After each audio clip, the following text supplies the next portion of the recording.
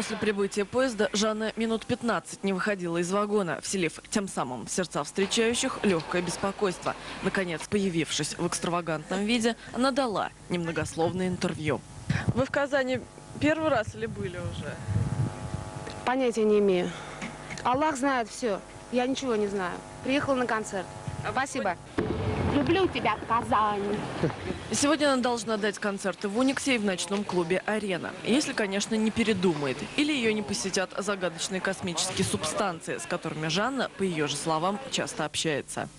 В канун Нового года Жанна Агузарова даже сделала прическу в нашей парикмахерской. Ты знаешь, Яна, она мне даже поцеловала, я этот поцелуй до сих пор храню.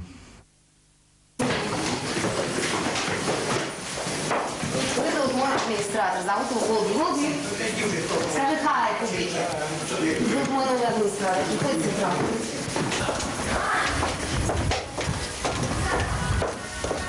Вы смотрите новости, вас интересует реальность? Мы принимаем полное участие в этом, в реальности.